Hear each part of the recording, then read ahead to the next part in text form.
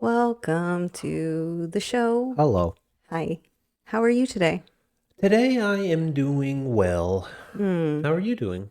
I'm doing good. So, what are we here? Do you know what episode this is?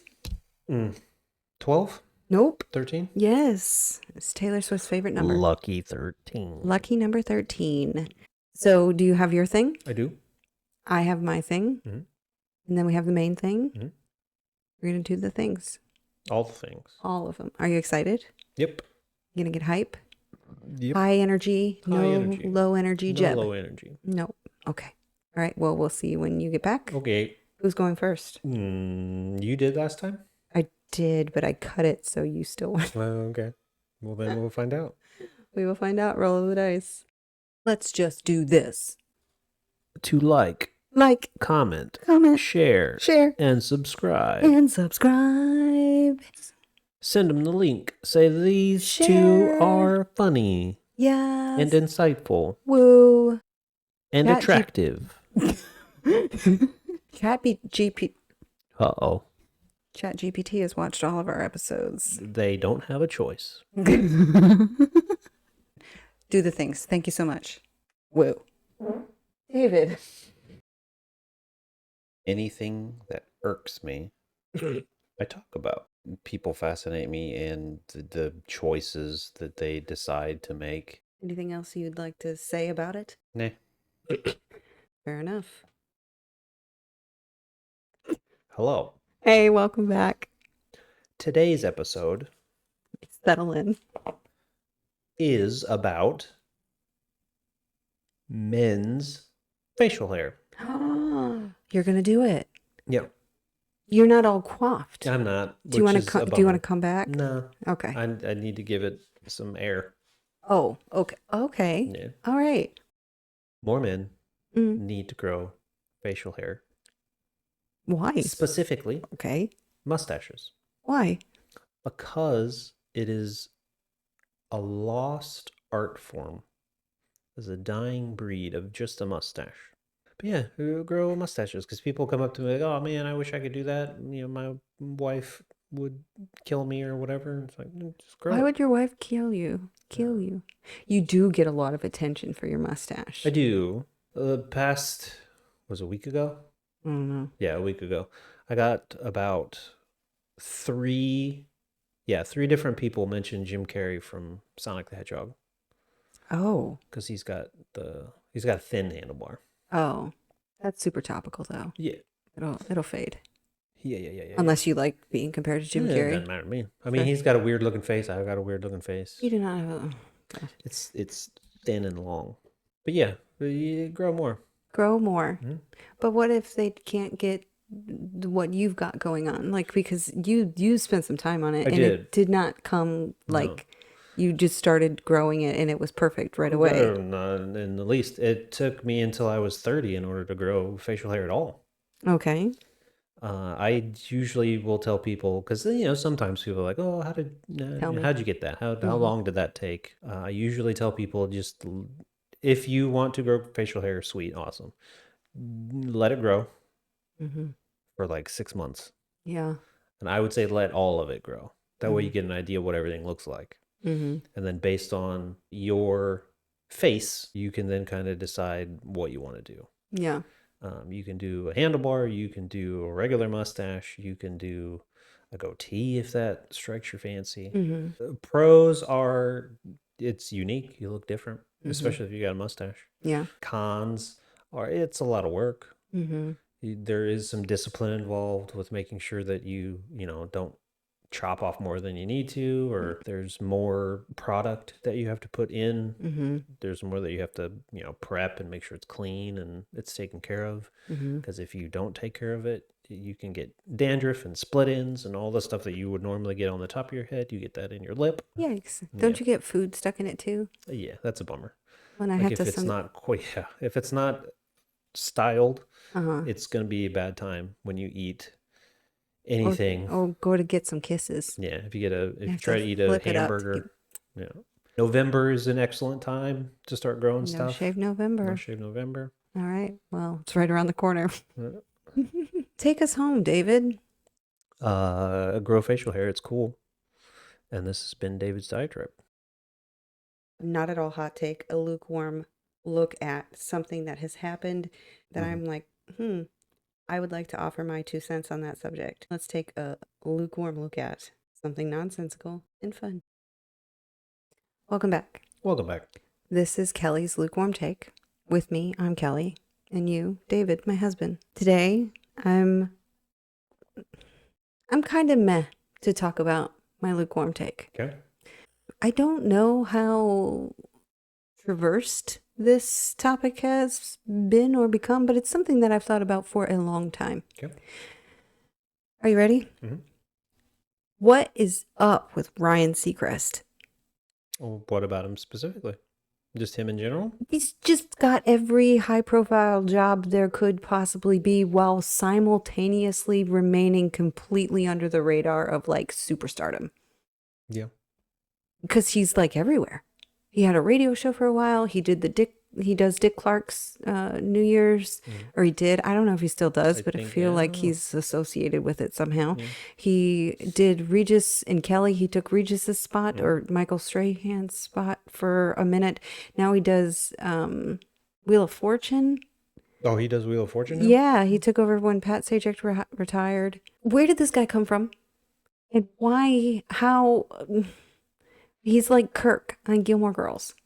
Kind of. He's just always there, and he's always got the job that, like, oh, of course, you do that. Yeah. He has dated celebrities. Mm-hmm. He has, I mean, he's just interviewed everybody. Yeah. I don't know how we don't talk about it more. Well, he, as far as I'm aware, he's not really had too much controversy. No.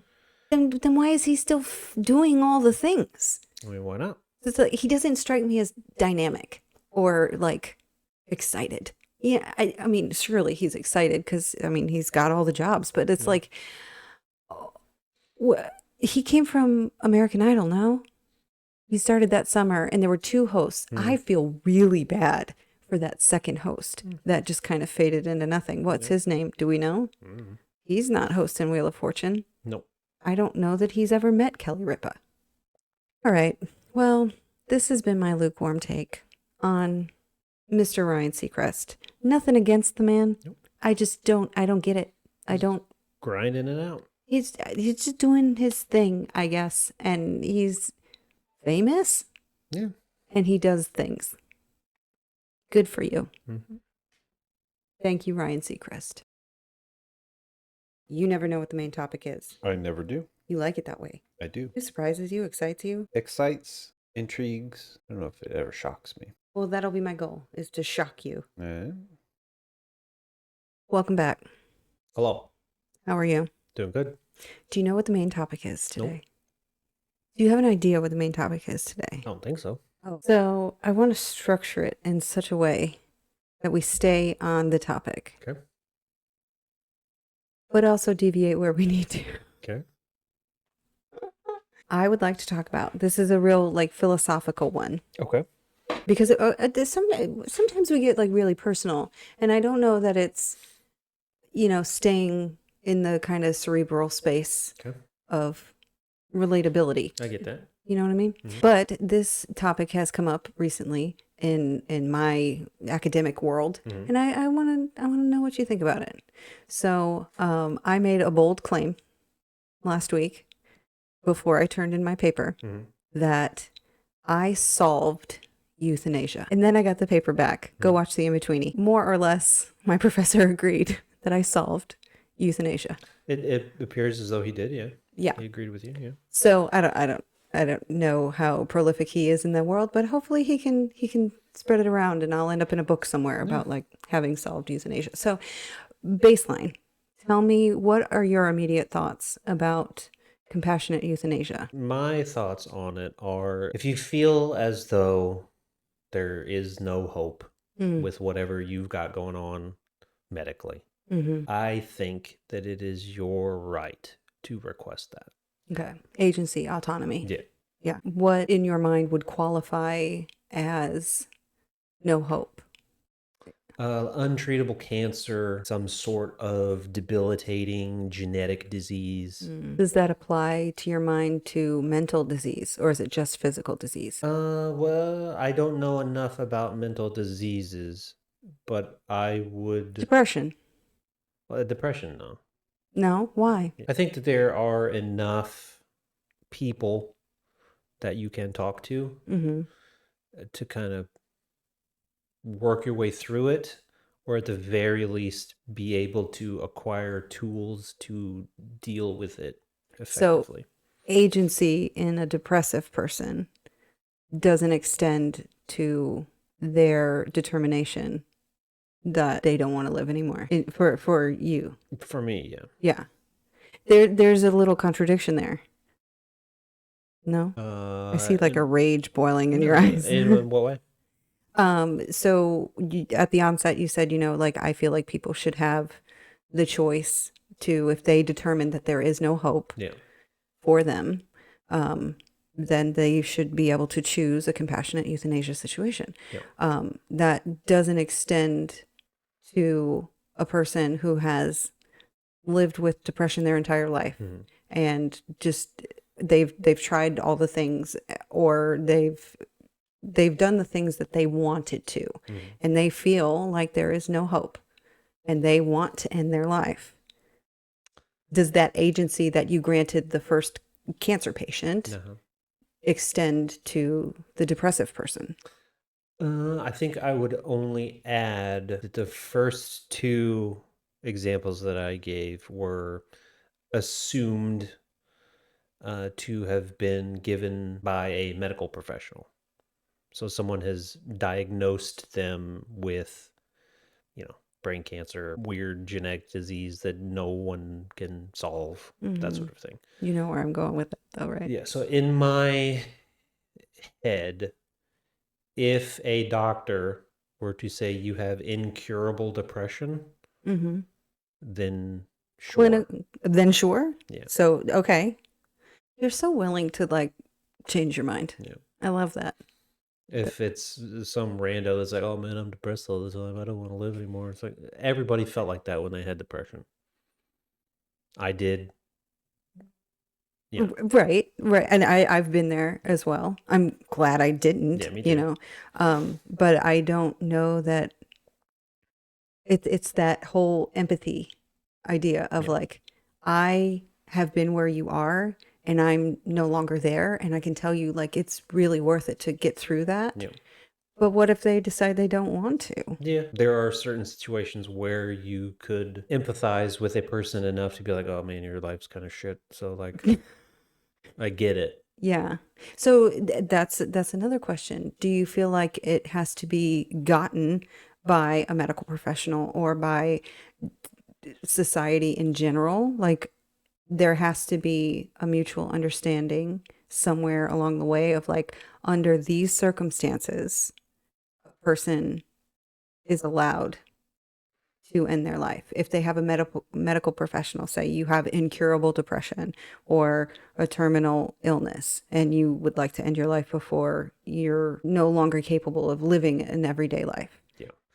I mean, I would say yes, because to me, if a medical professional is diagnosing you a particular way, and that particular way has no out, and you don't want to go through that, I think a conversation should be had between you and your doctor to think about maybe that sort of thing. Kind of you're making doctors, medical professionals, professionals kind of in general. Yeah. You're making them the arbiters of that kind of decision. Allowing it to be okay. Right. And society would have to like accept that as like the thing. I mean, my stance on that is I don't care what society has to say about it. Right. To me, that's a decision between you and a doctor. Okay. The only people that should maybe care, is your immediate family, your loved ones, that sort of a thing. So you open a can of worms of question about like who gets a say in this? Like, who is going to suffer from your death? Yeah. And also, if it is a medical professional, advancements are being made all the time. 100 years ago, things that were terminal then are no longer terminal now. Yeah. So that threshold would be constantly evolving from what I'm gathering from your stance on it. Sure. Yeah. I mean, there are well-known people that have had diseases like a cancer that are treatable. Yeah. They chose the wrong treatment and died. Yeah. So what about refusal of treatment? Yeah. Is that a form of euthanasia? It's a form of I want to acceptable manage my pain Yeah. until I don't anymore. Yeah. I mean, I guess the only difference with that is that, you have to sign paperwork that says the doctors aren't liable. Right, right. These are all of the questions that I have, and they keep coming back to my mind of like, who makes those rules? If it's not society, it's lawmakers. If it's not lawmakers, it's medical professionals. Or if we let society and lawmakers kind of take a back seat and say medical professionals, you make that determination with the patient in the room, it's then the patient. But then the patient has to consider the impact that their death will have. And so like it's just this pond and stone throw of just Yeah, I mean, again, to me, it's in my mind, it's mostly the patient and the doctor.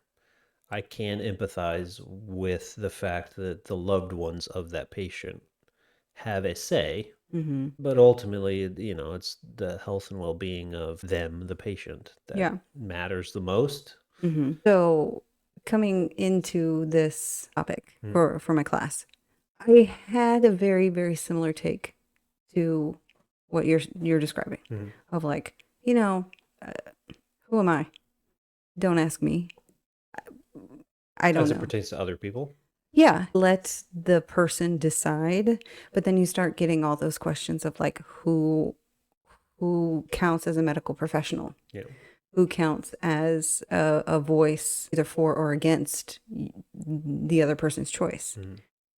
What if there was a situation in which a mental thing was causing the terminal illness? Yeah.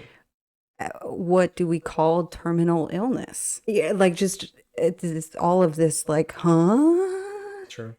becomes questions that you have to answer in order to make a determination as a rule in the community, society, civilization you live in. As a rule, do we allow euthanasia? Depends. Certain circumstances. Okay, what are those circumstances? Who decides those circumstances? What must be expended by way of medicine, cost, therapy, whatever is needed for the patient. And then if that doesn't work, they die anyway. Yeah. There's so much gray area that it's very difficult to say, well, okay, I agree or disagree. I mean, yeah, societally, it's going to be even trickier because depending on who's in charge in that state,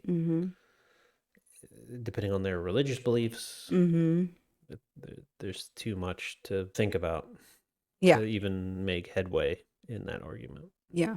That's why everybody just kind of falls on religion as you can't. Well, that's interesting because that's a nice segue into do you want to hear how I solved euthanasia? Yes. So every single argument for and against euthanasia has a fundamental flaw.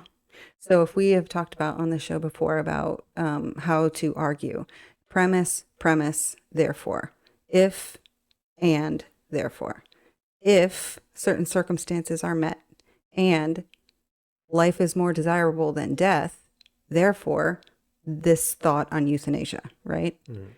There is a fundamental problem with life is more desirable than death. That cannot be knowable. It can't be proven. It can't even be tested. as a condition, life doesn't seem all that great, especially if you're facing a euthanasia question, right? There's something that has gone wrong. Mm-hmm. Death as a condition, we don't know. Is it better or worse than life? How do you measure those two things? And why have we determined that life, because it's the one we're experiencing now? If you bring in the religious parts of it, death in most religious texts is kind of the winner. It's kind of good, yeah. Right? Every eternal kingdom of heaven is like pretty dope. Yeah. Life, you're terminally ill. Yeah, I don't want to live sick all the time or die and be with my grandparents and God and whatever, yeah. Yeah. So the question isn't about like what should our policy on euthanasia be? Because duh, life is more better than death.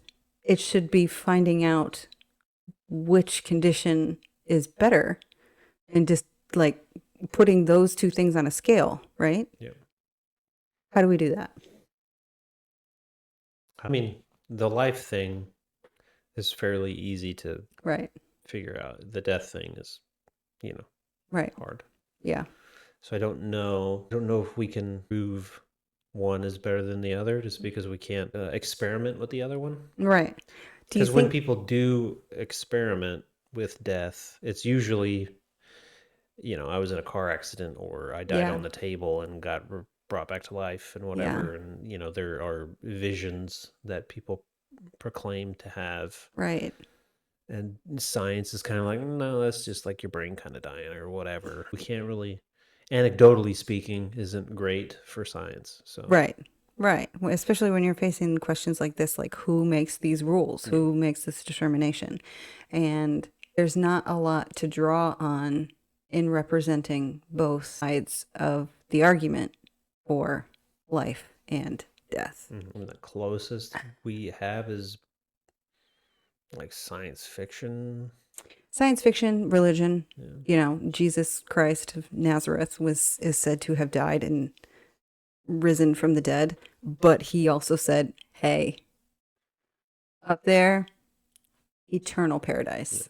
Yeah. You guys are gonna love it when you get there. So why wouldn't it's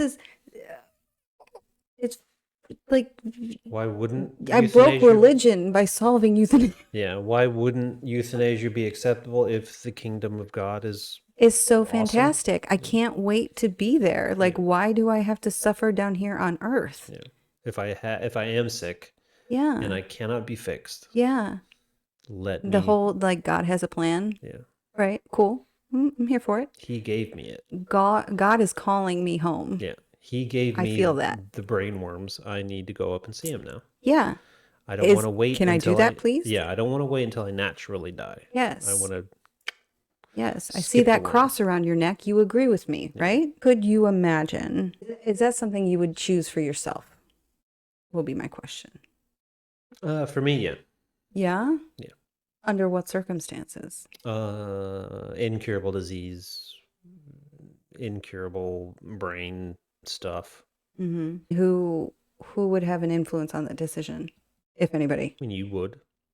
Yeah. Would there be any way for me, or let's say your mom or your sister, to talk you out of that choice? I don't think so. I don't know that any of us would try, but if we did, how would we do it? How would we go about it to be successful? It would have to involve me not dying from it. Right. Because if it was oh man, I don't like this. If it was a way for me to recover, then okay. Yeah. The promise of recovery is not gonna do it. Yeah. Because like something you said earlier was like, advancements happen all the time. Yeah. Give it 1 year, 2 years, 3 years. It's like if I've got 5 years, I'm gonna be in pain for 4 of them. Yeah. I'll take the 1 year. Right. And then once things start going downhill, I'm like, okay, I'm done now. Yeah. And you believe that should be your choice in that moment. I believe I should be able to talk with somebody about it. Yeah. Practically about making it happen and not talk to somebody that would be like, no, that's not allowed. Well, yeah, I would prefer not to talk to them about that. Right. Yeah. Someone that would be an advocate for it, provided enough criteria is met. Right. But that criteria is individualized. Yeah. Person to person. I think it has to be. How do we make laws about it? I mean, I think there would have to be a flow chart of sorts, where it's like if you've got this. Okay, and like a decision things, tree. Yeah. Like if you've got this thing and then you've tried these two things and one of them works, then maybe you branch off into 3 other things. And if none of those work, then you're back onto, okay, this is acceptable. You can go now. Yeah. That kind of brings us back to what the actual prompt for the essay that I wrote was, which was there was a paper written that in essence, he postulates that no policy is the best policy. That if a person, an individual, gets to a point where this is the thing they want to do, it should sort of be like safe spaces to, drop off babies, that sanctuaries to just go and quietly do that, because making rules about it, just this Pandora's box of who, why, when, under what circumstances, okay, this disease, but not that one. Like there's too many variables to really make a cogent policy around. Yeah. And so laws or like society's input can't be universal. Yeah. And so no policy is the best policy. I mean, yeah, I agree. I think that no policy on it is the best policy. We're not getting a foot in the door with that. Yeah, I agree. I think that no policy is the best policy in that scenario, but it's not going to happen. Yeah. Final thoughts on euthanasia. Do you think I solved euthanasia? You made a very compelling argument. That didn't answer my question. Do you think that you solved? I've been saying that around. Of course I don't. It's too delicate, nuanced, special, even, personal, but also universal question. Like, of course I didn't solve it. What do you think about it? If you were willing to talk about it. For me, I have said for a very long time, since I was 20 or so, I like consider myself to be so alive. I can't fathom myself dead. Yeah. And I know eventually that won't be true, because we get a fixed amount of time on the planet. In this iteration, I've told you about my thoughts on, what happens after. What I can't picture me not trying everything until my dying breath. Sure. Like I'm not done. I'm busy. I'm too busy. Sure. I can't. That has been an example given before. Yeah. And I think I would persevere through that. And that's hubris. Like that's a dangerous idea to have. But that sort of like invincibility from when I was young, like it hasn't completely worn off. To be like, I can't picture what circumstances in which I would give up. Like, I mean, truthfully, I get what you mean, yeah. I've stood on the edge of giving up before, right?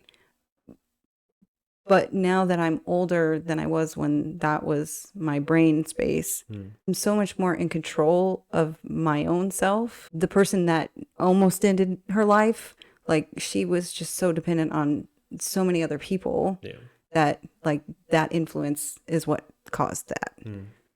I'm really happy. I'm really alive. I've got a lot to do. So I can't picture. Would it be okay for me to do that? Would I like that option on the table for me? Yes. I don't think I'd choose it. It's like abortion. That's how I feel about it. I don't think I'd choose it, but I absolutely want the option available. That's fair. I mean, that to me, that's a decent way to look at things Yeah. in life, typically. Just relentless enthusiasm. Well, relentless enthusiasm, but like, it's maybe not something that I would do, but I want other people to be able to do it. Yeah. Yeah. It's like I solved euthanasia. Like I would never, ever presume to make a choice that deeply personal, because whatever choice a person is making, they have walked a path to get there. Sure. They have considered things. They have gone through things in their head and their mind and with their families and whoever. Like, I'm not here to judge your path from A to B. Yeah. Your story belongs to you. If you think it's over, I tip my hat to you. So yeah, that's my thought on it. Well, I think we've come to the end of this here topic. Mm-hmm. Thanks for talking about this with me. No problem. Kind of a downer, but also an upper. We kind of upped it a little bit there. Yeah. We'll see everybody next time. Okay.